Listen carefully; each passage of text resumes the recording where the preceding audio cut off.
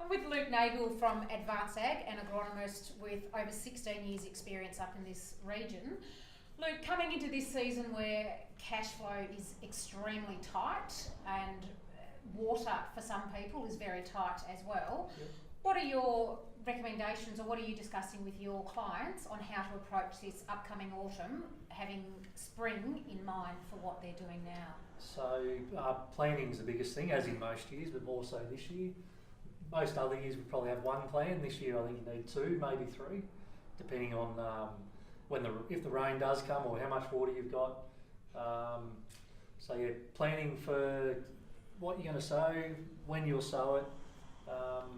Yeah, basically planning is a big thing. What sort of sowing options are you discussing with people who it's So business as usual? Business as usual, so water typically rolling out. First or second week of March we are basically sticking with ryegrass and clovers, typically ryegrass and shaftal as we've done in the past. Water maybe 3 to 5 times between early March to the end of April. That's the typical business as usual scenario. That same farm might have an area where they might only water once or twice.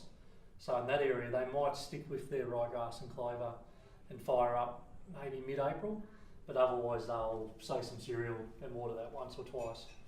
So for many it's not business as usual. So for those with less water, or if we happen to get some good rainfall in autumn, what are the options?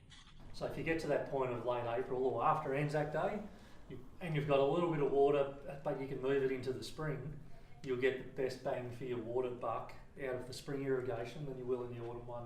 So sow it dry, generally May, maybe June rains bring it up. Get into end of August, early September, once you get a bit of soil temperature again, and put that one irrigation on. That one irrigation then will give you more tonnes of dry matter than what it would have if you'd used it in the autumn and had a dry spring. So definitely. So we're really talking about do a plan and start planning for that now. That's right. And soil testing should be an important part of soil, that plan. especially if some unknown paddocks that haven't been tested for a long time, get them tested up.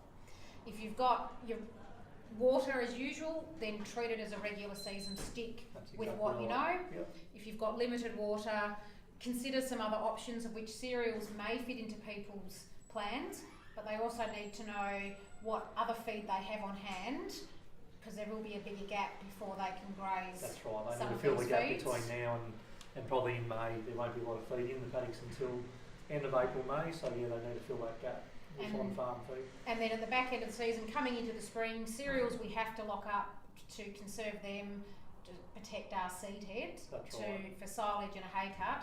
So you're going to need to have something to fill that feed gap as our spring cows start calving then. And that's where a paddock of ryegrass might come in handy when you've got a paddock of cereal, that when you hit August and September, the cows are all back on the ryegrass and the cereal's growing out to maximise your tonnes that way.